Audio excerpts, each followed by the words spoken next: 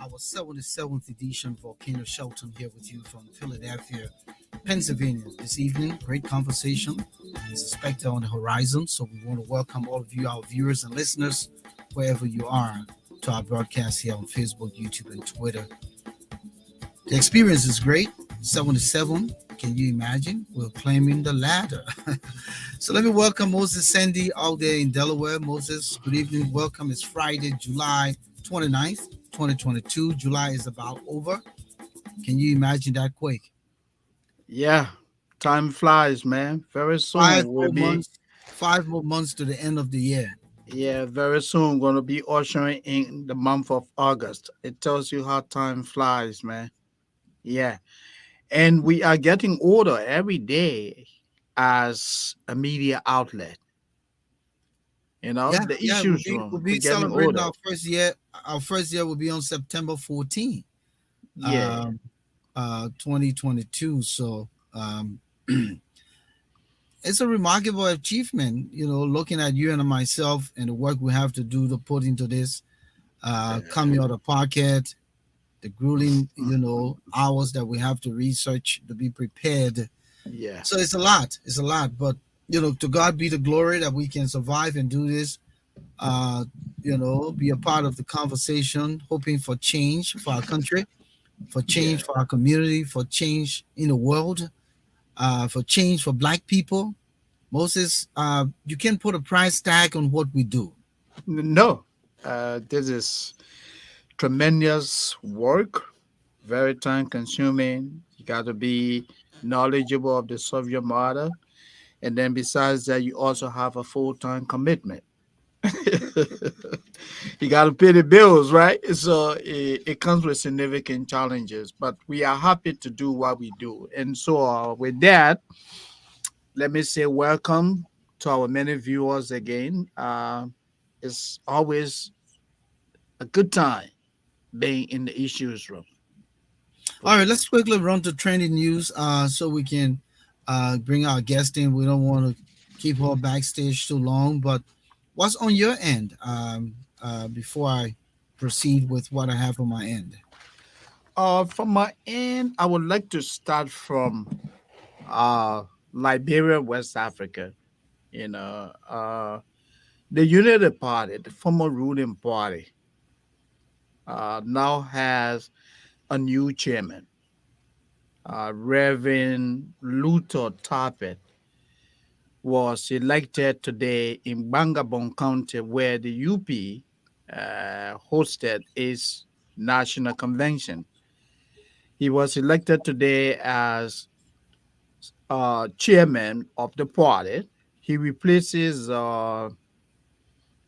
Amin Modad. Amin was a very, powerful chairman, but he was voted out today. So Reverend Tapper replaces him. And also elected is Mr. Amos Tued. He replaces Mr. Mo Ali as Secretary General. And of course, the former Vice President, Joseph Boakai, was re-elected as tenor bearer for the party for the coming presidential election in 2023. So VP Boakai will be going against, the former Vice President will be going against Mr. George Weah. Uh, on a second note, I would like to just give a little bit of updates. The young man, Christopher Walter Sisulu of the Student Unification Party of the University of Liberia, he was one of uh, several students that were physically and verbally assaulted by hoodlums, referring to themselves as uh, the Council of Patriots of the ruling coalition democratic the ruling coalition for democratic change, the CDC. The students staged a protest on Tuesday at the U.S. Embassy in Monrovia to convey to the world that Mr. Weah is a terrible leader. the students went to express their disappointment about the appalling living conditions in the country.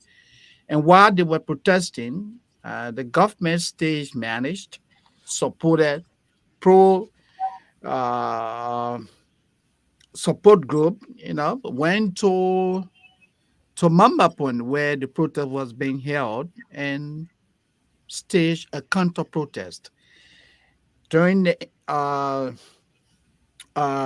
during the protest, when it went against the students, Christopher was assaulted. And as I speak to you right now, Volcano, Christopher's condition has been described as critical.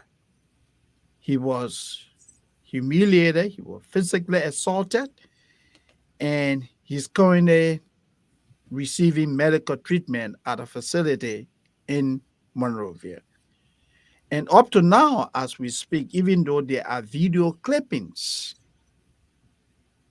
on social media, the Liberia National Police has not arrested any of the perpetrators. This just tells you that what happened on July 26th, that Tuesday, when Liberia celebrated its 175 years of political existence, was supported by Mr. Weir and the CDC. All right, so that brings me into the new term that is now surging by political scientists is termed as democratic recession. And what that is that in many of the countries where we practice democracy, when the leader comes to power and don't hold the value of democracy, there's a recession of what is to be. Uh, and unfortunately, Liberia is of no exception. Many of the countries on the continent, face these kinds of issues with regards to who is in power and how they want to muscle freedom of the speech, freedom of the press, you know, uh, upholding justice and so forth. So one prime example, right now in Peru, the president is a former teacher, um, and he became president last year, July 20th. His name is Pedro Castillo, and Pedro Castillo is now on the hot seat. The people are asking for his resignation. He must leave power just within a year because of the same reasons. They say that he's very corrupt. And most is what is appalling is that these grassrooters who claim to come to change the status quo, who were once considered to be below the poverty line, and when they come to power, instead of spreading the wealth, they tend to take the wealth. And that's the case of George Weah. George Weah claims that he was in the Gulf of Gibraltar and he understands the plight of the poor people. Well, he came out, made some money as a result of his skills in soccer, mismanaged his money, but the people were still, hopeful that this man, having come from down there, would make a difference in their lives. And here he's at now, 5 years later, the country is drenched in absolute poverty, except for a few.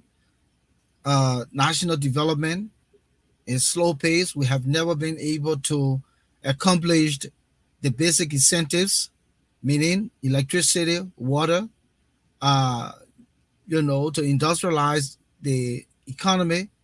Um, they're just putting their hands on things that are of insignificance rather than focus on the main things. We have a broken down educational system, healthcare system. Agriculture is not producing any gain. Uh, Conflict of interest pervades in these different institutions. The president is aware of all of these things and he's yet to address these things or even talk to his people. For 5 years now, the Liberian people are still silent. So I'm looking at, what is happening in Peru after 1 year. They already know that this guy may not be able to last his term and so they're calling for his resignation. So he's in the hot seat right now in Peru, but Weah has all the time on his hand to write another song and release it. And how much more time does he have? He goes and plays soccer on the weekend. He just chilled in Jamaica Resort, and not much. And when he finds it necessary, he charters a plane at the expense of taxpayer, take his cronies with him, and to go and have fun and come back and present no deliverables to the people. That's what's happening. And so there is a greater deed of what we consider democratic recession right now, as put forth by social scientists. And that's the new phenomenon. And unfortunately, uh, many of the people in Africa, they're not going to make noise. Now, Guinea is calling for the military to turn over power. The people were demonstrating the other day in Oh Guinea. wow. The Sudan, they're still pushing for civilian rule. So there's a serious problem, and it's brewing. And Liberia is of no exception. A lot of pundits are saying that if this president continues this trend, we could be heading for something that could destabilize the peace that they tend to think that they're preserving. Because when you have peaceful students going to demonstrate and to hold a government foot to the fire, Accountable. because Mhm. that's what it's about, and then they decide to send another group to masquerade under the term Council of Patriots, Council of and Interest. and, and, So and sorry. come in Mhm. and cause havoc, create all this problem. What image is that for the country? What image is that for the government? And yet, not much has been done. It's sad. Very sad. It's sad. And what you just talked about that happening that is now obtaining in Peru is similar to what is obtaining in Liberia. It's just that Liberians have not yet decided, to go the extra mile like what we see happening in Peru. But George Weah and the CDC have failed Liberia. And asking for another 5 years. I mean 6 years. Can you imagine Yeah, it? yeah. You I know. mean, that's the irony of the situation. So Moses, our guest tonight is Madam Sherry Garrett. Sherry is an African American from the city of Trenton, and she is intending uh, to run for mayor. She's seen a lot of issues in Trenton, and she thinks that she's able to, you know, come bring some fresh blood into the system and change things for the better. So we have Sherry with us tonight as our guest. We wanted to go away from the comfort zone of the issues room and reach out because we said we are the alternative, going and across all aisles. So let's welcome our guest, Sherry. Could you just come to your right a little bit, just by No. to your right, Yeah. yeah, Okay. right there. Thank you. Welcome. Your mic is muted. Turn your mic on, please. Sorry about that. Hello, gentlemen. Hello, listeners. Thank you for having me. I appreciate being a guest on the issues. The This issues Room room, room. in the yes, issues room. addressing the issues and the Yeah. same issues that you just covered in Peru and Guinea and Liberia. We're having same issues here in Trenton. It's just that it's from a different angle, right? No, it's not Okay. from a different angle.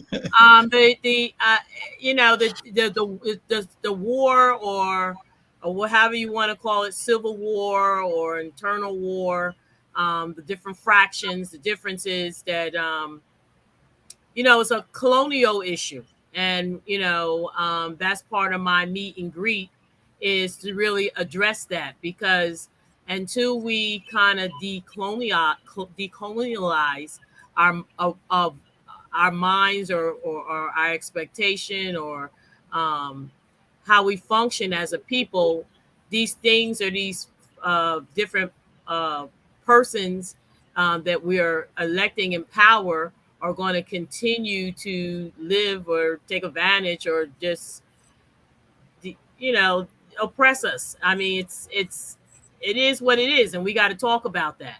And I don't mean talk about it from a perspective of um, we know the past.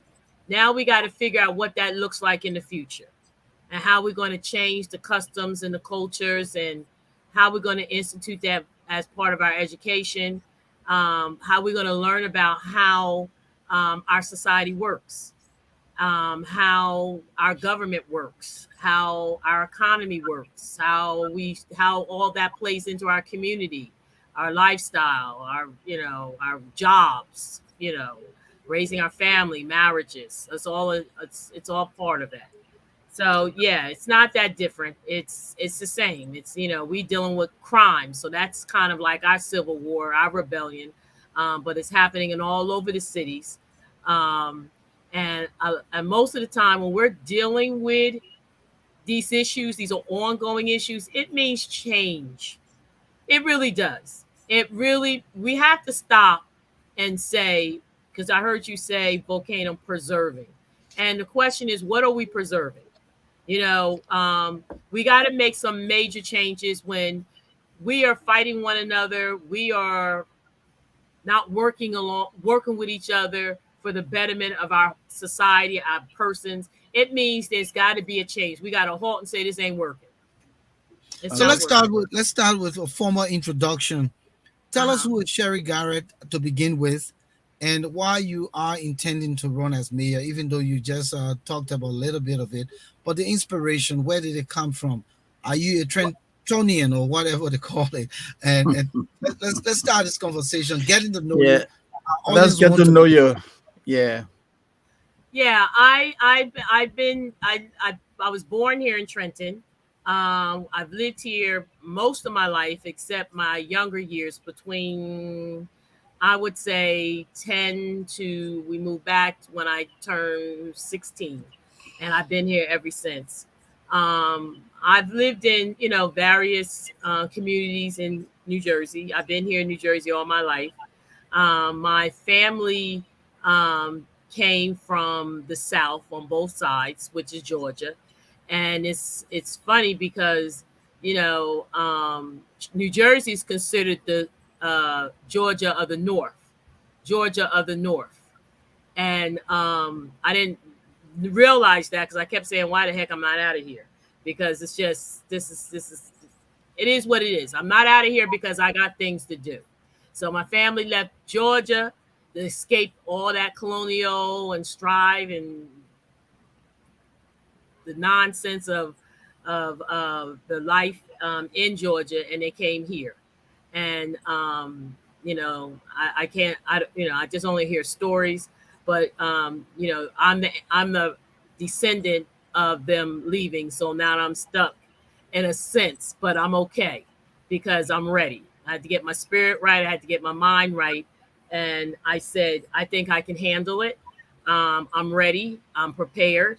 I have thick skin. I understand the issues. Um, I'm willing to get in the community. And I mean, not just get in the community to say, oh, what's your problem? Let me hear you. I mean, really talk about the real issues and talk about them in a way that people are not walking away with feeling worse than they were before they met with me.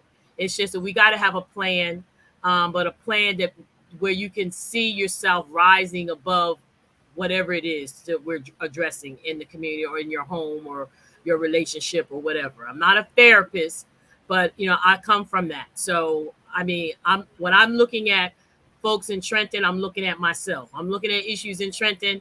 I'm looking at issues that I've had myself and I had to address. I had to come to terms. We are not our situation. We're not we're not the people that we have been conditioned to be. We don't have to stay in that mindset. We can come out of it, but we have to know how to come out of it. And we have to have that conversation. Yes, Cherry, anybody watching you this evening will want to know a little bit about you in terms of work experience and education. What do you bring to this position? What have you done over the year? What made you think that you are a good fit for the position of mayor? Okay, so I have a undergraduate degree in Okay. finance and accounting, but that doesn't make me fit. Just because I went to college doesn't make me fit. What makes me fit is I can deal with the challenges. What makes me Okay. fit that I'm rational in my thinking. What makes me fit is that, as I said, I see when I'm looking at you, I'm looking at myself. I don't know really how to break it down without being long winded. But Okay. yeah, I have an extensive background in business. I'm an innovator. I'm an entrepreneur. I can take a vision, your vision, and I can turn it into. I can capitalize or help you capitalize on it. Um, I I just utilize my resources, and every day is a classroom. I'm ready for it. I have my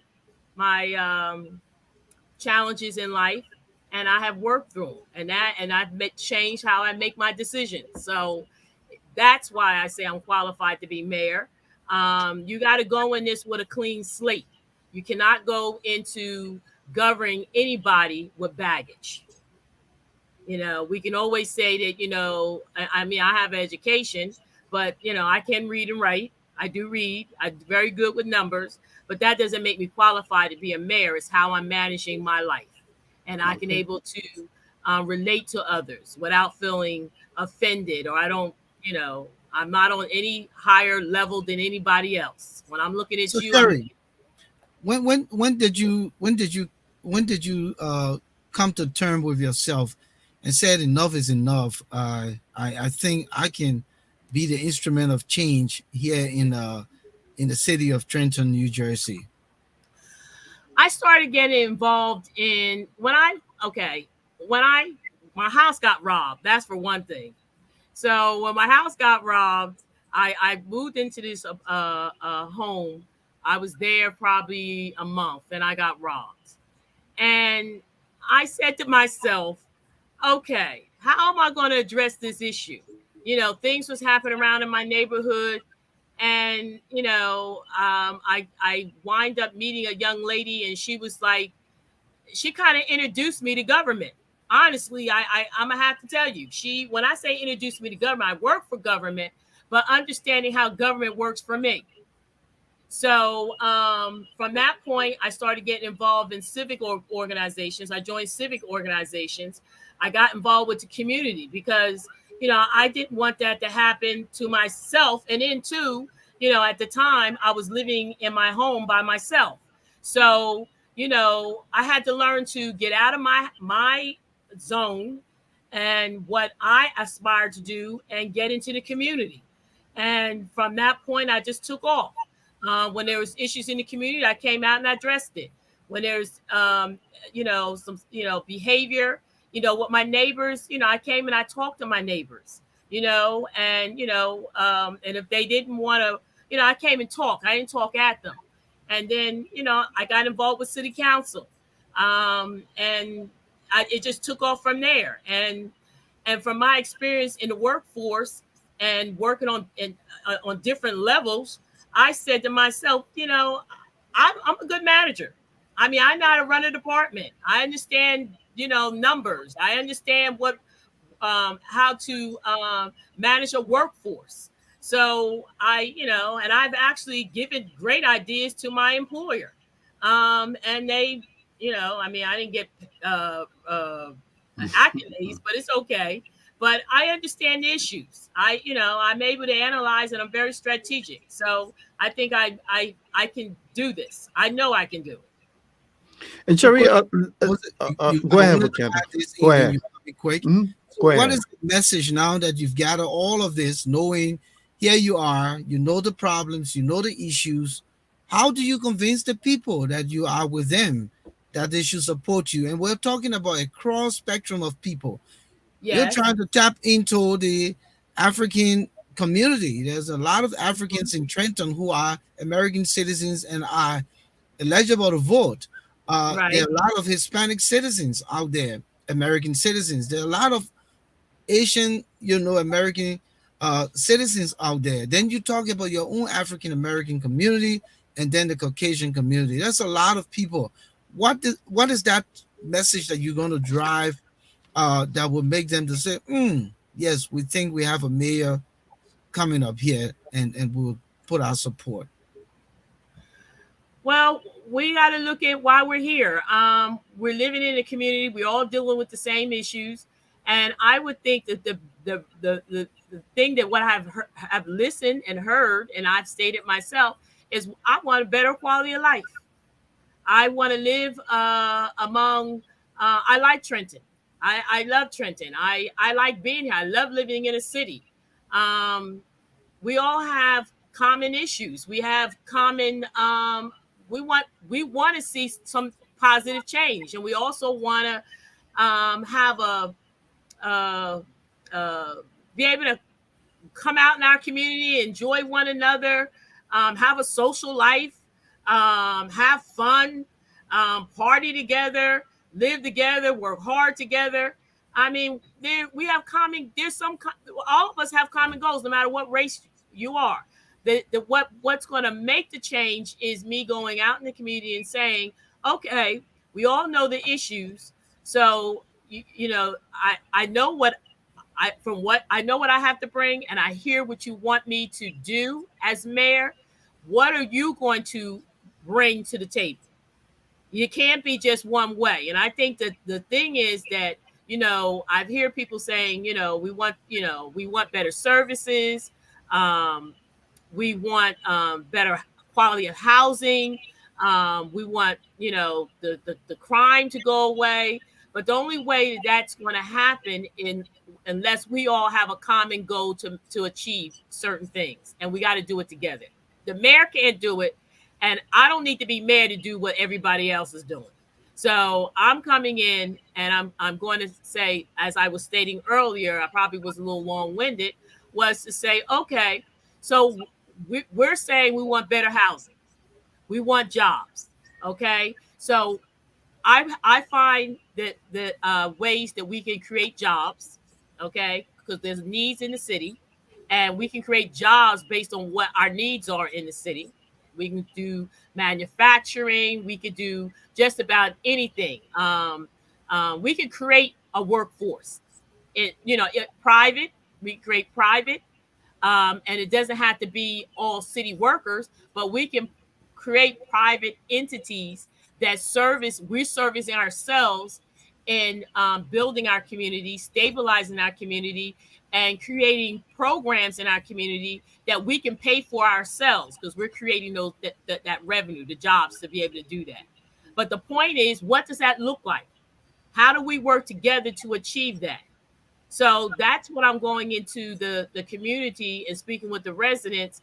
I do understand. I'm going to understand the city provides services, and for the betterment and the improvement of the quality of life, and to set standards, enforce ordinances for people to live a certain way. So how are we going to get the residents who want to elect me to follow those ordinances? How are we going to, what does that look like? What are you bringing to the table? Are you going to come to work on time? Are you going to come to your A game, and let's create something from, um, as I stated at the festival, when we were celebrating Independence, Liberian Independence Day on the, uh, I think it was the Yeah, 25th.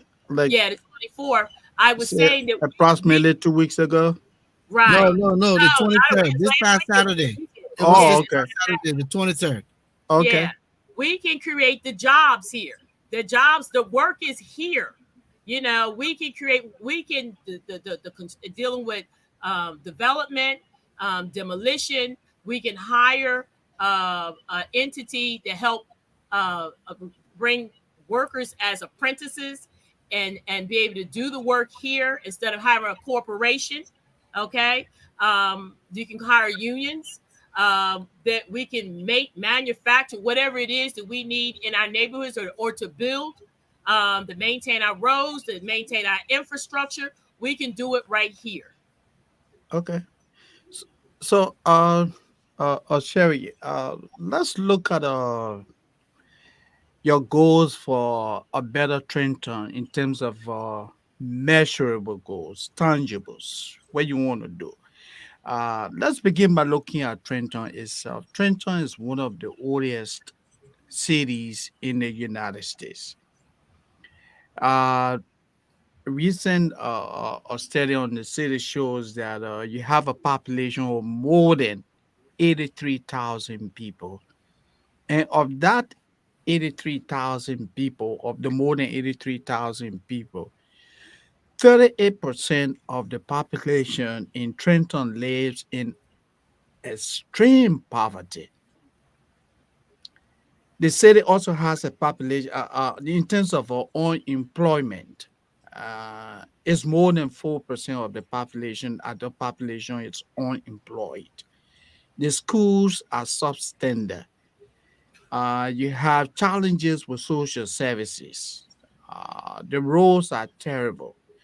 Now, wanting to be a mayor of such a city with all these significant challenges, the crime rate extremely high. Tell us and tell your many potential voters that these are my goals for the city. How do you intend to tackle these problems?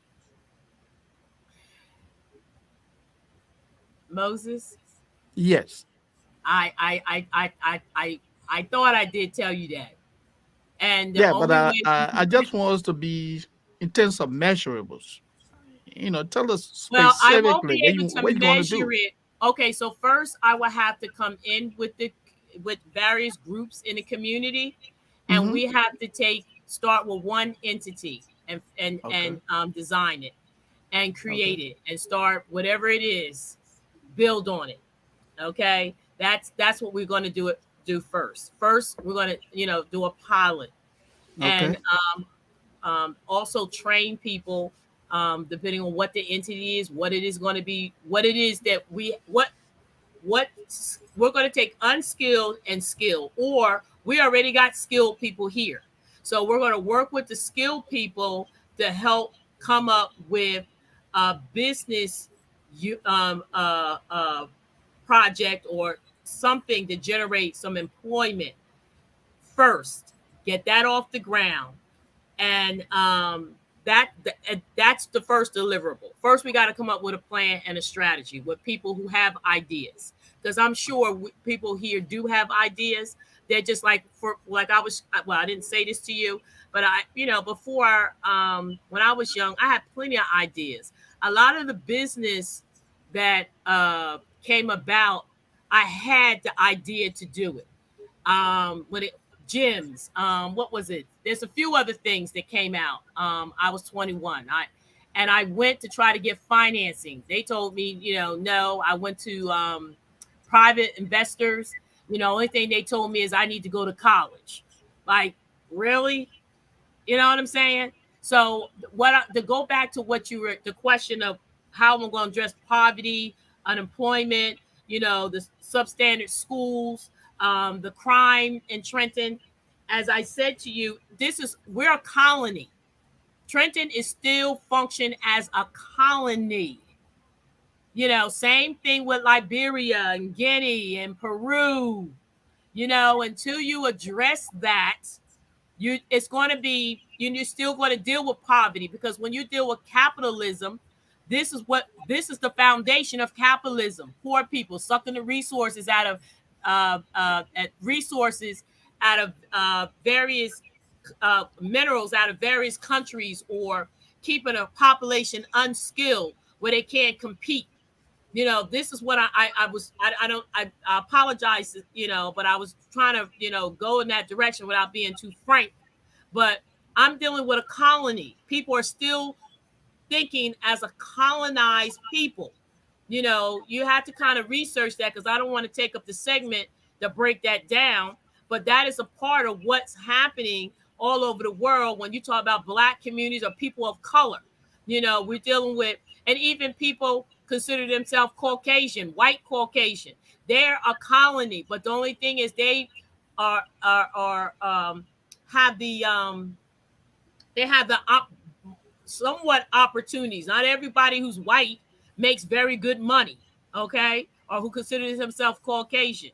But what I'm saying to you is, I'm going into the community, come up with a program that that we can generate and develop relationships with organizations or entities that we can come in and utilize the American Rescue Act money, the part of that $36 million, the second trench, okay, to figure out how we're going to revitalize Trenton.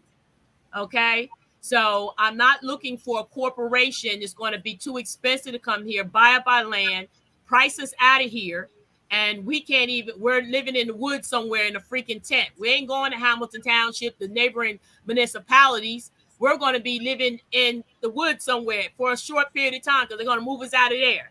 We're going to have to come together and make some changes. Either you're going to make it voluntarily or you're going to do it kicking and screaming. And as I stated to you, yes, I think I'm the right person to be a candidate. But if the people don't want to do the work, it's nothing I can do. It's nothing I can do. We have to come together collectively and make these changes. It's not going to happen just because I said so. So I have to go into the community and work with people. They're going to have to select who in the community has certain skills that can sit with me to develop a program, develop something that we can either manufacture, produce that will benefit our community. And then we can see if we can trade it out or sell it out or see if it will benefit or other communities will hire us out to perform the same services. We got to look beyond the how government work. It's not what how the civilization started. It's not going to end the same way. We have to come up with ideas that we can be self-sufficient. And it's not going to come to your door and knock on your door and say, hi, I'm self-sufficient. Here, let me pay your rent. Hi, self-sufficient. You don't have to get up and go to work. Self-sufficient. You don't need to clean up your neighborhood. People are going to have to make some changes, some hard changes. It's not going to, things is not the same as it was in 1990 something or 1800 something, 1600 something, 15. Things are different, and we got to see it. We just cannot be um, um, uh, uh, um, blinded by the smoke and mirrors of technology. There's technology we can use. 5G is here. We can use that. There's so much to do with IT. We can create data centers. There's so much. We can offer services to the state of New Jersey. There's so many things that we can do to be self-sufficient here. Because we're not going to be able to continue to tax people to be able to run city government. It's not working. As you see, we're talking about different countries in Africa. Like I said to you, we're dealing with the same issues. Maybe not on the same scale, but we're dealing with the same issues. So let's understand your understanding of the role. If I wanted a job, I need to do some research. I need to know that I'm qualified for the position. I need to know some of the things that are associated with the position, the characteristics of the position, um, the job profile, and a mayor's job is like a kind of president in itself, that you run in a city. You have your police department, you have your parks and recreation, you have your city government, your city may Administrators. city chairman, and all of these people reporting to the mayor, police department, and all of that. Okay. It's a hefty kind of job. Looking at the job, how prepared are you outside of the things you talked about? I know you talked about being very strong-minded and all of that, but it's easy to say until you get in there and say, wow, these are the things I see my predecessor was going through. How much do you know about the job? It's like an interview question now. How much does Sherry know about a mayoral position? I know a mayor position is tech for the book term. If you're asking me, we'll go there. It's serving others, finding solutions to community problems, city problems. As a mayor, my position to help as a mayor, especially help me to engineer change, to help improve the quality of life. What is the role? Yes, the role is ceremonial. Ceremonial. It's developing relationships, intergovernment relationships, um, public relations, like I'm doing right now as a candidate. We're again working with residents, dealing with the media, the presentation, how Trenton is viewed, and the accomplishments and accolades of some of the goals and long and short term goals that are accomplished by the mayor and the city council, um, administering and carrying out policy, uh, city finances, annual budget, um, responding to residents' complaints, their issue. Again, working with residents, setting up a emergency management program for whatever could come down. Like for right now, we had COVID, so there, COVID and issues, not issues, but pandemics or um, life Natural disasters. climate disaster. That's what I wanted. Yeah, thank you. Yeah, yeah, disasters from what hurricanes, whatever. I got to prepare the city for that. Put things in place. Manage personnel. Dealing with labor relationships, unions. Yeah, yes, I'm ready. So Moses, she So, she yeah, she, she knows the job. yeah. It seems that she has a profound understanding of what it takes to be a city mayor. Now, let's look at your city again. You want to be mayor of a city that has significant challenges, and let's narrow on fighting crimes. What's your plan? How do you intend to minimize the level of crime rate in New Jersey? How do you intend to tackle that problem? You mean in Trenton? I mean, Right. I know Trenton, what you're saying. how do you intend to tackle the problem of crime in Trenton, New Jersey? Again, I apologize if I sound like I'm repeating myself. I Yeah. cannot tackle crime. Let's be real. What do you Okay. intend to do? This is what I'm telling you. I'm planning on going into the community, asking the community, what is the vision? What is the vision? And how are we going to accomplish that vision? Because we all got to make sacrifices, not just the mayor and not the city council, but the residents who pay taxes. What are the sacrifices? What are you planning on changing about your person that we can, you know, lower the crime or do away with crime? Because crime is about anger. People are very angry. When they having a situation or a disagreement, instead of, or they're starving or they need money, they're trying to survive, so they commit a crime. So a lot of it is dealing with the conditions of the community or the mindset of the community. People just feel isolated. It's a host of things.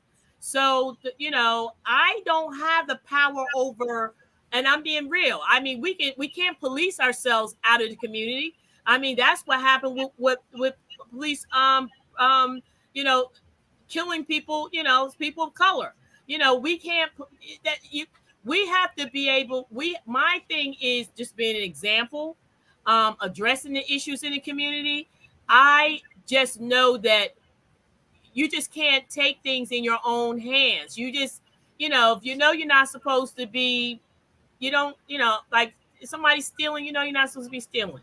I can't control that, and nobody can. You understand what I'm saying? But you have to also understand that crime is a business. Crime is a business. So it's a business for the person who's committing the crime, and it's business for the justice system. So it's a business. So how do you turn that around where all parties involved and stakeholders in crime and the judicial system still be able to be employed to be judges, police officers, and stuff, and the people in the community have jobs or employment where they don't have to commit crimes if it's coming down to stealing or or just changing the way you want a better quality of life, but a better quality of life doesn't mean you could commit a crime. We I There's no right way to answer that question except create employment, improve the neighborhoods, improve the infrastructure, hire the people in the community to improve the neighborhoods in the infrastructure, and hopefully, um, it'll stop the crime. And also, just to say this one real quick thing, I was listening to a seminar, and they were saying that the reason that young generations follow in go into this whole crime thing is because the older generation, we're not fighting for anything. So these people who are out here, they're heroes to them because they had the audacity to go out and commit a crime to improve their way of life. So to a young generation, that's power. I think that most young people don't think that the older generation has any power. We're too busy trying to get along or assimilate or adapt to the conditions. And the young generation said, "This is working against me. I've seen you suffering. I've seen you. I just seen you being unhappy. I just seen we don't have food on the table, but you seem to accept the conditions. You're not fighting for better for the betterment of the home or the community." So here you got people who saying enough of this. I ain't going along with that. I'm going out here. I'm going to take what I want. That's power to people. So people feel empowered to commit crimes against the community, against the state. So how do you fight that? So, Moses, Terry, yeah, it's go intermission. ahead. Hmm. We'd like to quickly welcome all of you, our viewers and listeners, wherever you are. Here in the issues room, we're discussing the things that matter. Our guest tonight is Madam Sherry Garrett. She's a native of Trenton, New Jersey, and an African American uh, who is running for mayor. Um, she's discussing her plans, and if you just joining us, follow through on the conversation. At some point, we'll be opening the lines, and we'll invite you to call and maybe engage the prospective mayor. We want to welcome Thomas Awaji. Good evening, my brother. Welcome to the show. My name's Sumo Jenkins Kabongo Mapla Sia Nikia. We say welcome, welcome. We're not talking politics in the political sense tonight. We're talking politics the other way around for community empowerment. The issues room is on Tuesdays and Fridays, 7 p.m. Eastern Standard Time and 11 p.m. in Liberia, or those who live in the Greenwich time zone. Wherever you are picking up signal, whether in Australia, Asia, by the different time zone, we say thank you for joining us. Share the link, invite a friend. The Issues Room is the alternative social media platform. We don't just talk politics in Liberia, we talk everything. And tonight we have Sherry Garrett, who is in studios here with us. Arthur Tarty Sr., welcome. He's watching from Trenton, New Jersey. But before Moses comes in, let me just roll this question quick to you, Sherry. You're here in the Issues Room. In the Issues Room, I would say a predominant Liberian audience. In the same token, you have a good number of Liberians in Trenton, New Jersey, who are American citizens. But not only Liberians, you have people of Africa, other countries, representation, countries in Africa's representation in Trenton, and who are citizens, who are voters. How do you draw those people to you? Because every vote counts. I guess I'm not drawing them to you, huh? Drawing them to me, huh? My conversation's not working, huh? Well, you gotta tell No, us. I mean, Good evening, he Jacob just, Roberts. Welcome, yeah, Jacob Roberts. yeah, So Jacob Roberts is one of your ally. He's here tonight. He's yeah, watching you. he just Tell want me, to know yeah, your idea for reaching yeah. out to the people. How Yeah. you going to bring that population in to support you? Well, as I'm knocking on doors right now, people are this as what I'm discussing with you to not to in depth like I'm talking about colonialism, but the issues. What we're talking the issues, um, knocking on doors. Where I'm engaging in these conversations. So yesterday I was in the community getting petition signed to be placed on the ballot, and I only got the 5 houses in 2 hours because the conversations were in depth. People, they were very receptive, engaging. Um, I, you know, I my thing is just being in the community. I'm going to do some meets and greets. I have about 4 set up to date. I'm going to set some more up. I'm going to be doing them more so now because, as I said, I was in the community for 2 hours. I only hit uh, 5 houses, so I'm going to hit a lot of the civic communities and sit down and engage in conversation and hopefully I sell myself. Because my thing is I don't really want to go in. I mean, I could be I'm not a politician, but at the same time, I can just nod and say, yeah, I understand. When I become mayor, I'm going to do X, Y, and Z. Or I understand. I got to look at the issues once I get in there and I got to figure out how to address them, which is right. I do got to figure out how to address it. I got to look at the budget. I got to look at what revenues come in. But I do have ideas. I've lived in Trenton almost 40 something years. So this is nothing new. I'm not coming in as a stranger. So I've been here. So I understand the issues. I just got to look at the resources. I got to look at the resources. And as I said, this pandemic was it wasn't beneficial, but it also was. So, the federal government winds up issuing, millions of dollars to different states.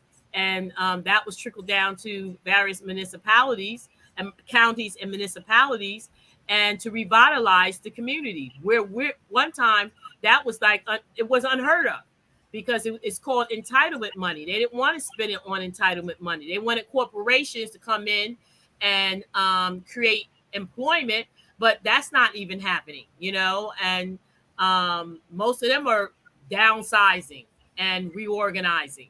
So we have a workforce here in Trenton. I can capitalize on it, and as I stated to you, it's it's it's really up to the people. Do you really want to be in the trenches with me to make this happen? Because I'm only as powerful as my community. I'm only as powerful as my voters. I'm only as powerful as the city council. I'm very limited. I know what my role is, but there's nothing. I won't be able to achieve the goals that some of the residents have stated they want to have achieved or accomplished if they're not in the trenches making those changes as well. I mean, making those sacrifices as well. And as I said, there are opportunities here. We have a workforce here. We have a skilled and unskilled workforce. We can turn this city around. It's just the question is, do you want to roll your sleeves up and be in the trenches with me, making it happen? That's the question. That's what's going to draw people to me. If you really are sincere and you want to see Trenton turn around. You want it reinvented. You want to be livable. You want people to want to come live in Trenton. You want the people who make the most money working in Trenton want to live here because we have decent housing. We have new developments, okay? Home ownership. That's what I'm talking about. So, Cherry, I really don't want to be repetitive, but I want to take you back in terms of where you want to take Trenton to. Like you said, you have a good understanding of the city, you know, the challenges of the city. So it means that you also have an idea as to how to move the city forward. As your platform for doing this, because when you go to talk to these people, they will ask you some salient questions. It's not only going to them asking them, hey, how do we do this? As a candidate, you tell them, This is my idea. This is what I intend to do towards each of these problems. So that's what I really want you to tell us. Take, for example, the issue of the substandard schools in Trenton, especially the public schools. How do you intend to tackle that? Are you just going to ask the people, how do we do this? Or are you going to tell them, this is my idea, and what are your ideas? How do you intend to tackle that? Okay, well, public schools, I want to revamp or reorganize the Board of Education. It's not working. Okay, okay, I spoke at City Council. Most of the students cannot read, not all. Most students cannot read or write. They're illiterate. okay, Okay. okay, Most of the kids that are coming through the Trenton School District um, are graduating with a diploma, can't read or write. So that's the issue. How to resolve that issue? One is it revamp. I got to figure out legally how to revamp. I know okay, how to revamp it, but I need to know within the law how I can revamp it, how I can reorganize it, how I can change the dynamics at the board. The present city council has voted for a elected, not city, elected board, school board. mm-hmm. Whereas for a number of years it was appointed by the mayor, which was a great thing. My solution is to put cameras in all the classrooms where the parents can view their children in the classroom. You can see what your children are learning. That's the only answer that I have currently. When we were going through the pandemic and we were doing virtual, I was home because I'm raising a 7 and a 6-year-old, and it was I also taught in the school district for a short time. Okay, so I kind of already know. I attended Trenton High. I didn't attend the middle elementary or the middle school, but I attended the high school. But I also taught around 2009 to 2012. So I kind of got an idea what's going on inside of the school. Okay, so I'm not um, unaware. But my thing is the purpose of the cameras is for discipline. Because most kids, then, I'm being honest, most kids are not interested in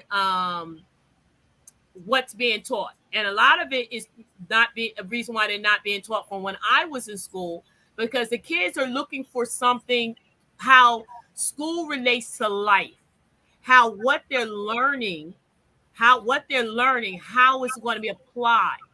Kids are wondering what they're going to do, how they're going to support themselves. The educational system is antiquated. The books are antiquated. The kids do not see themselves in those books. We're still talking about Christopher Columbus. We're still talking about Salem's Lot. Um, we're talking about world history, about people who was doing stuff in history that didn't really. I mean, they were colonists. We're still celebrating colonists and the education, and what they're putting in it doesn't. The kids don't see themselves in it. They don't see a future in it. So we can have do we have skilled people to rewrite those books? We can write the textbooks, because I think the textbooks right now for the United States comes out of Texas and somewhere else. So we can write those books. There's a job. There's a company right there rewriting history from the perspective of people of African, Caribbean, South American, or Latino descendants. We can write the books from that perspective, because education here in America is left-sided. It's not right-sided. Our kids at one time was very right-sided. If you can show them from the right side how to solve a mathematical problem, engineering problem, geometry problem, whatever it is, art, whatever, playing music, listening from the ear, they pick it up. We are right-sided people. Okay, some of us is a little left, where it takes us a while to get it. Okay, but we're right-sided people. Again, I hate to sound like I'm beating a horse. I may not sound like I'm answering your question, Moses, but I am. It still goes back to the same issue. It is the colonial institutions of yesterday still controlling the minds of today. So how do we get around that? That's the elephant in the room. One of our viewers here tonight, Thomas Awaji, asked the question: are you getting any support from the local political establishment and businesses in the Trenton area? Are you I reaching have out? some, yes. I have some. Yes, I am. Yes, I do. I am getting the support. Yes. Okay. Okay. So let me ask you this question. With the Liberians' involvement, uh, particularly in supporting you, and in politics is what I tend to benefit. Anytime you go into politics is what I tend to benefit. Politicians are always wanting to benefit.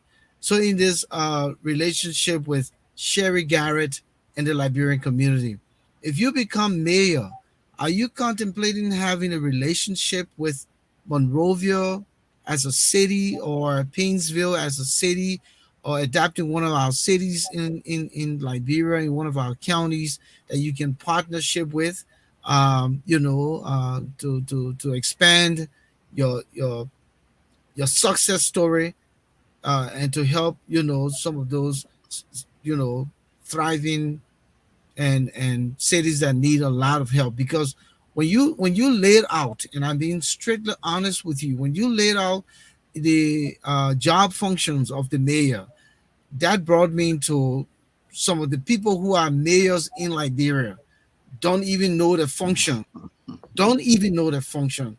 So my concern is, would there be an opportunity for you to kind of forge some kind of relationship? Okay. That's a great question. I was invited to the Liberian Independence Day celebration for a number of days. And what came, like anything I do, you'll see let me just explain. So when I attended that, I noticed that it's already organized to organize. You have a large association. You have a president. You have officers. It was you had the connection for Monrovia. You had the minister of youth who attended as well.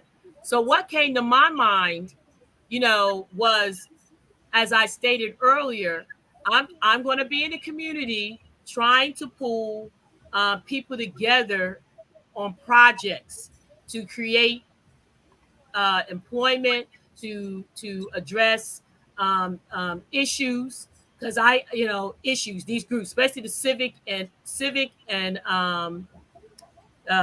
associations within the various communities. But my point with the Liberian community, that would be perfect, because I don't have to go out and say, okay, you guys got to find me somebody that you trust that can sit down at the table. Let's put some projects together. First, what I would like to do is get the Liberian organizations, association to work on a project. That will be the first, because I don't have to go out and convince uh, folks to work together, because you're already working together. So that was key. So I know that Liberia has resources, minerals. Some of those are utilized. I know you have a uh, Gold, diamond, no, onion no, oil, no. Wait a minute, hold up. The tire, Firestone, Okay. Firestone. faster. Okay. The what you call that tree? It's the rubber tree. Isn't it what Yeah. you call? Yeah. Right. Yeah. That's how they make the tires. Is that correct? Yeah. Yes. So my point is, I'm hoping that when I sit down and meet with Anthony, I apologize, I don't know his last name, but when I sit down and meet with the president, Uh, Anthony, here in Anthony Paye. right, and his cabinet, his people, that Paye, they, Paye, I think it's Paye. Yeah, Paye. Anthony Paye. yes, that we can sit down and come up with a something to generate jobs here in the community. I'm going to work with different sectors. So, I'm not fooled that, right now, I don't know if if there's certain persons affiliated with certain organizations want to partake in the project, and we're all going to work in unity. I'm all for it. I'm sure that, and the group has to be all for it. But there's going to be different projects. But I would like to start with them and the Latino Association, um, the citizens, African Americans in Trenton. I got to find out. I think they're. I'm not sure to the extent of them being organized. Okay, but I am going to work with them being organized. All right. So I want to work with groups or associations and groups and sit down and come up with a project that we can generate some revenue, even create a for profit arm for the city of Trenton for these businesses to start to be independent, and then if we're financing them, once they start generating the revenue and paying back the money that was financed to get them to take off, they'll go off independently. Far as working with Morovia of Liberia, that's great too. From my understanding, I read it in the newspaper with Mercer Arc. There is an initiative of doing a nonprofit organization similar to that. I don't know how that's going to work, but that's nice. That's nice. But yeah, I want to work with the Liberian community. I was really excited this weekend because you're already set up. So it's not like I got to figure out who knows who, how do you pull it together. That's already been done. The work is coming around the table, rolling the sleeves up. Let's make something happen. Let's bring it to fruition. Let's show that what our goals for me being mayor, we're doing it. We're achieving it. So yeah, that I very much. I was so like, you don't know, that was a breath of fresh air because I was like, how am I going to pull folks together to make things happen in Trenton?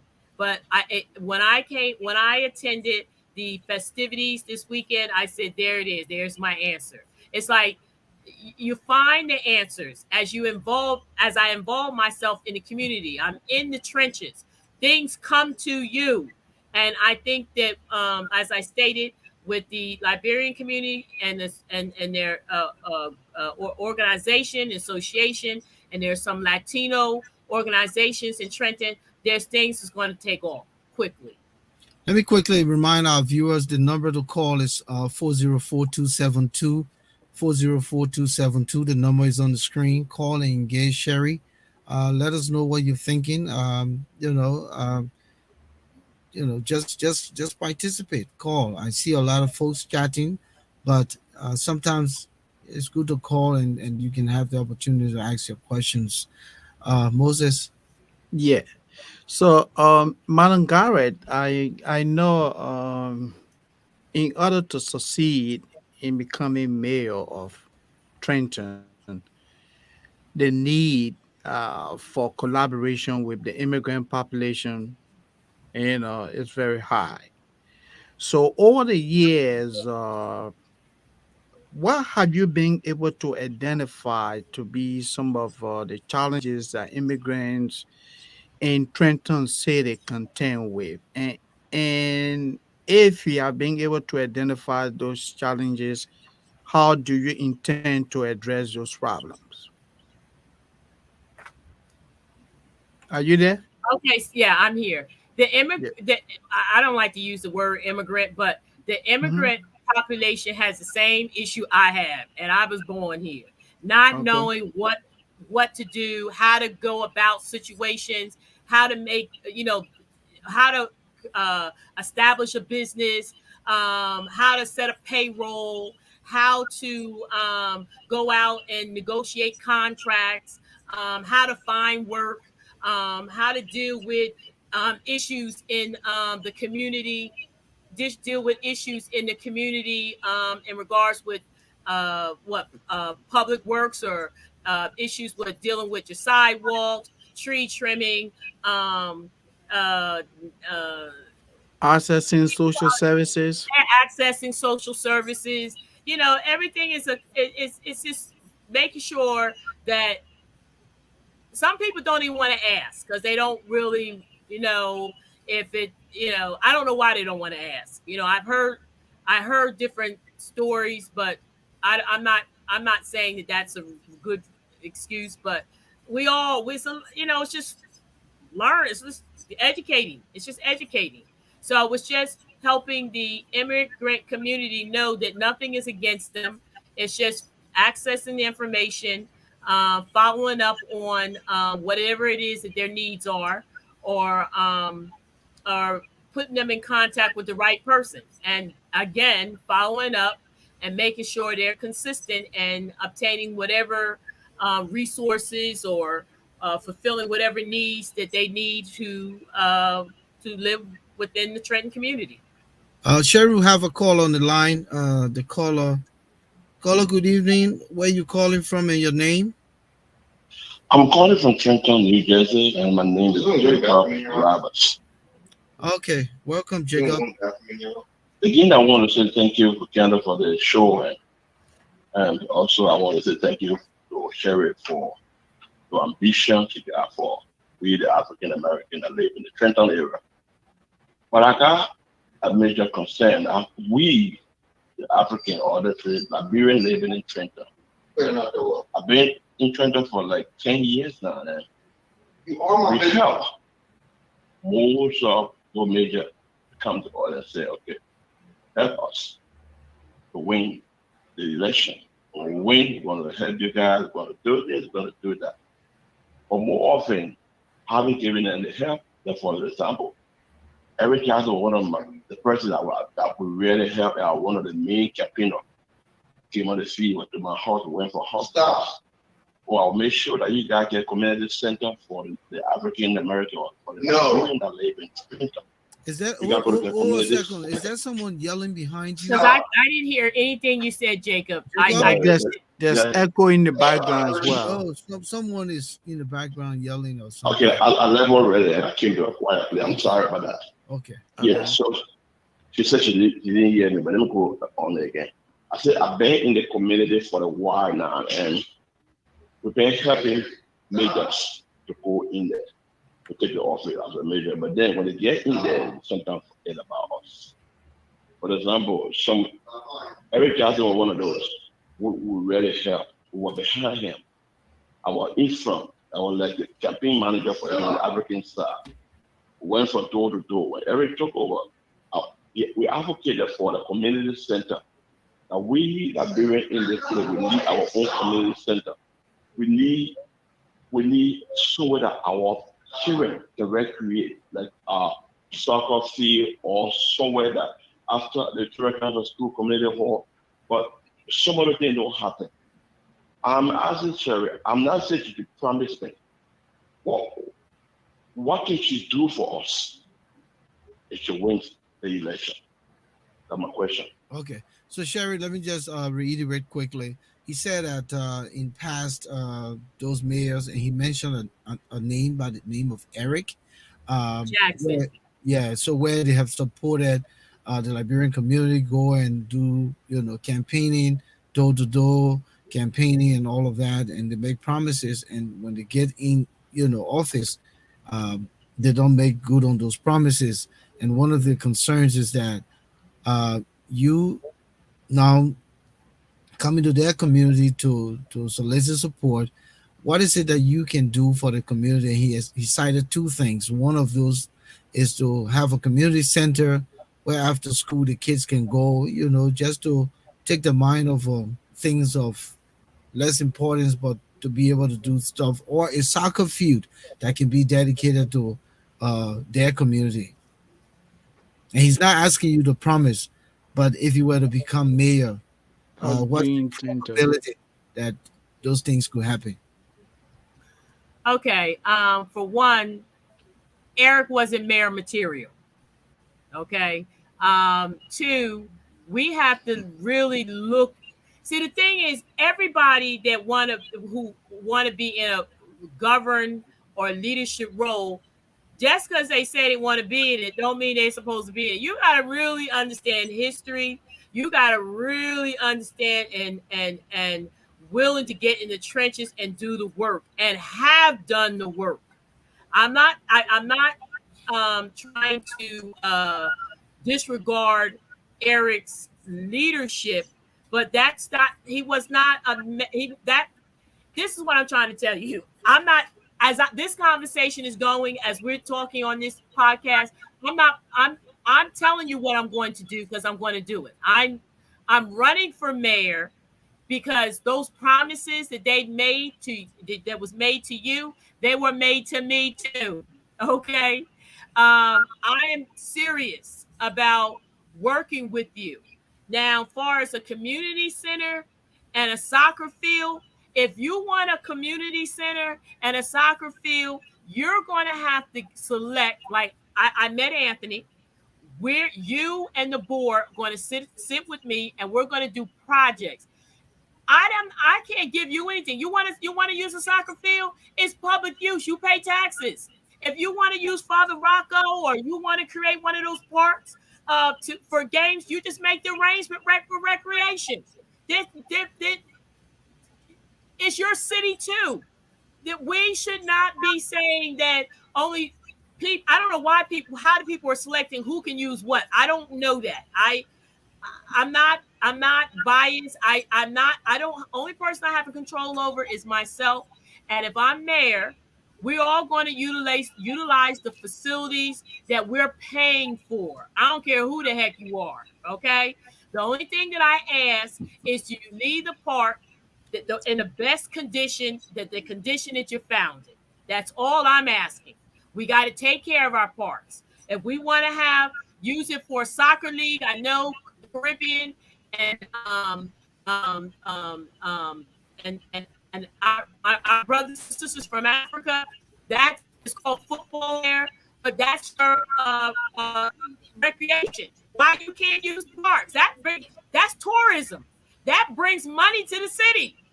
I mean, we can promote that. You can bring food trucks. It could be a festival, a soccer league. We can do it. We can take it from to a professional league. Like people actually being going into a professional soccer from our leagues here in Trenton. That's what I'm talking about. Yeah, why not? The community center. If the community center is going to help our kids make our community better and be able to showcase our talents from what we have, what we pay for out of our tax dollars, and why not? Why not? Coming, So, Moses. yeah, Madam Garrett, I think Robert's question is that how can you be a help to the Liberian community in getting, say, for example, a community center that will be exclusively for Liberians, owned and managed by Liberians? That's the question. It's not about going to rent a park, going to rent the soccer field. Say, what can the city, how do you Why would intend to you be help renting a the soccer community? field? Why Huh? would you be renting a soccer field? That's my question. Okay, Why are you renting a soccer field if it's a public park? to use, yeah. But if you want to But, use a park, if you want to use a park for an event, then you got to go through negotiation to use the park for an event, right? That's the process, right? Isn't that what you guys do I in thought you Trenton? would have to go to recreation, put it on the schedule. I know you have to have like a rider, like an insurance rider, Mm-hmm. so no one gets hurt. I'm not sure what what the policies are and utilizing the park. I will look at them, and if they Okay. do not benefit the community, we're going to change them. Myself and council. I Okay. don't really know because I haven't rented a park in Trenton, but I utilize this the park, so I Okay. can't answer that. But Mr. Robert. Roberts, I just want to say this: we're going to be sitting around the table and creating how we're going to generate the Liberian community going to generate revenue. You can build your own building, create your own community center. You And how understand do what you I'm saying? intend to help them? Yeah, how do you intend to help them? To do the financing and all of that. I think that's the core of That's his what I'm question. trying to Yeah. say is we're going to sit down and Okay. figure out how we're going to generate revenue from the Liberian workforce. Okay. Okay. What can we generate? What revenue, what entity can we generate that what skills do they have that we can help them with their careers or with jobs so they can generate the revenue and the city can generate because they live here, buy housing here, and they be able to buy the property. We got so many buildings. We got like 4,000 buildings. Why we can't sell it to them at really they just sitting there. So if they got the money for $5,000, what's that? What's $5,000? You take the building, you go and you do what you got to do. What's the And deal? and Madam Gary, just before you go, he has written that sometimes they pay what $500 to $800 just to use the soccer field. Really? Oh yeah, that's what he has just written. That's what Jacob Roberts has I just see. written. Sometimes we try. I'm gonna have to look into that because I don't understand why you're paying $500, $800 to use a soccer field, and you're paying Okay. taxes. Yeah. This is what Maybe it is monies to use to clean up after, to provide security, to make sure that there isn't any vandalism, and for collateral purposes. There could be a lot of reasons, but They let's could. not dwell Yeah. on that, because I'm sure you will be engaged and you will see some of the reasons why these things are happening. But my Yeah. question here to you now, Sherry, as we wind down this conversation, okay. what are your chances? How confident are you? Uh, that is it November? Is it November that? November 8th. Yeah. So how confident are you that the issues room will bring Mayor, and I'm seeing Mayor Sherry Garrett back here to To tell us discuss. and to congratulate you on your victory come November 8th, to bring you back here. How sure are you? What are your chances? I think my chances are really good. Right now, the city of Trenton its budget for 2021 was $366.8 million. That's to operate a state, probably a freaking country. Okay. Okay, Oh yeah, so yeah. so my point I'm saying to you, if you want to keep spending at these rates and you don't see nothing happening, money circulating in Trenton, then if you want the same results, then I guess you'll be voting for someone else than myself. But if you want some changes, I'm the person. I got you because we can't go on like this. The budget for 2022 is close to $300 million, and the mayor's excuse right now currently is the council's fault. It's not the council's fault, okay? Because the money is not circulating in Trenton. The people that are making the money or generating the money as far as jobs don't live here. So the monies are going out to other communities, okay? What I'm gathering is he wants to keep Trenton in the condition that it's in because he's banking on state and federal aid. So his thing is, as long as he's getting federal and state aid, he doesn't have to be accountable to the people here in Trenton.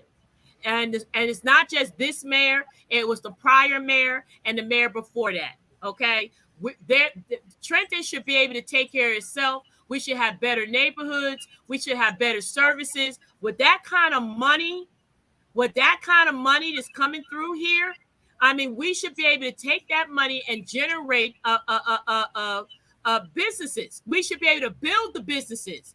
But the problem is the people who live here in Trenton don't have the money to support. We don't have the economy to support the businesses. And obviously, what I see in other neighborhoods, and other municipalities, they're having something similar, but they still got high wage earners. They may not be buying some of the products or services within those businesses that had left, but Trenton cannot support their the businesses in Trenton. They're barely making it. You understand what I'm saying? And the only time I think most people go out and buy in Trenton is because they're going to a function, they're going to a fair, or they have to go. They whatever their little money is, they try to stretch it between food and being able to be present about whatever's going on in the community.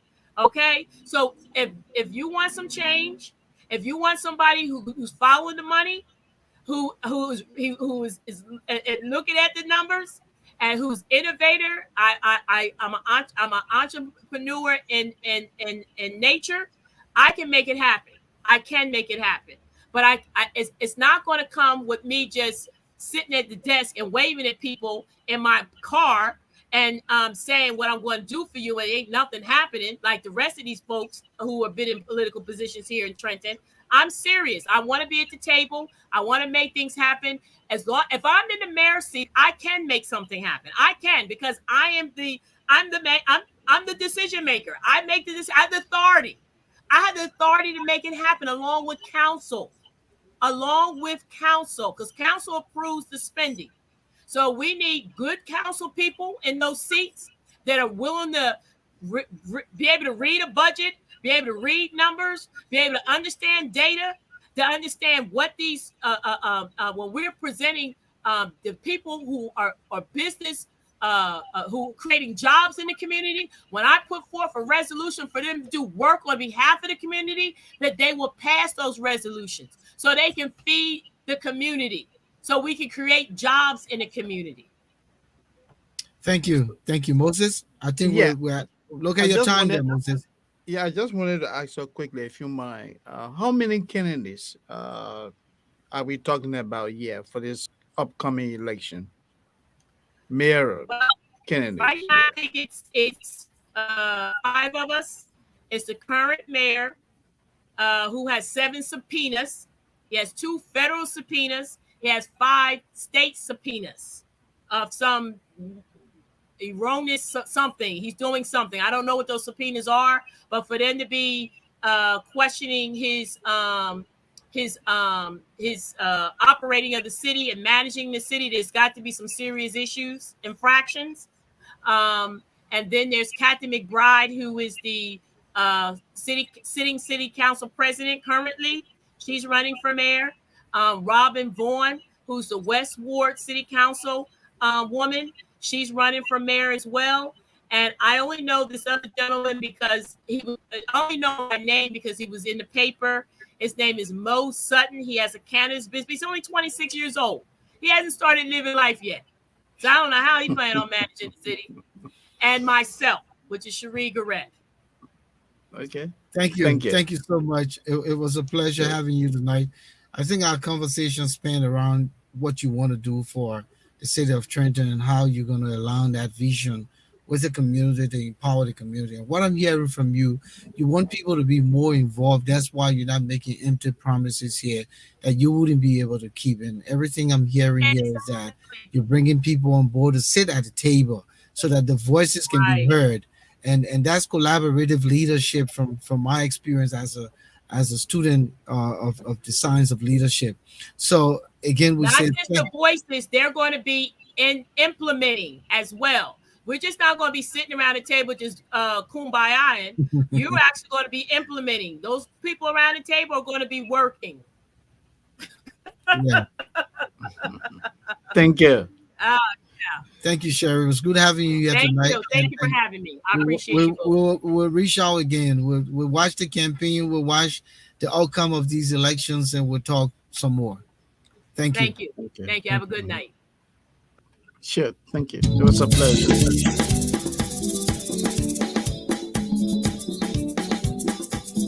Well, Moses, there we have it. It's a good conversation.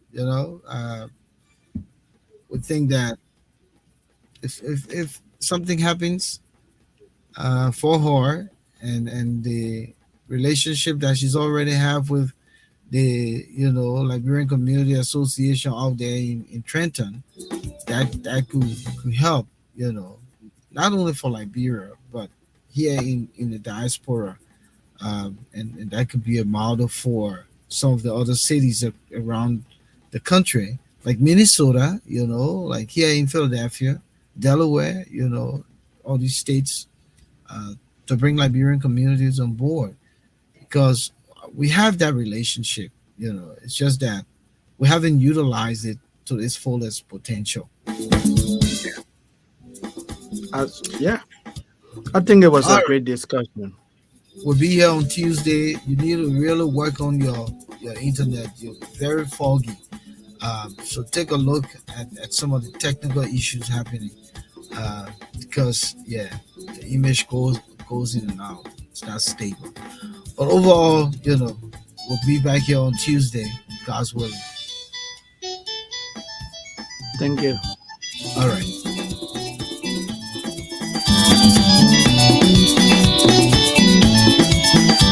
We want to thank all of our viewers who were in the issues room here with us. Jacob Roberts from Trenton, New Jersey. We say thanks for coming through. Thomas Awaji, Atlanta, Georgia. Marjorie Delature. We say Delature.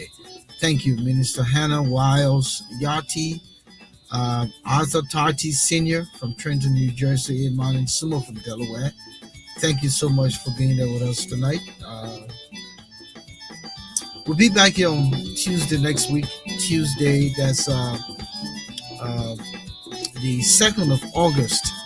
And we're going to be featuring another community organization here. And so we hope that you will join us then. The promo will be posted very shortly. And be anticipating that you will help spread the word. Again, thank you. Have a good weekend.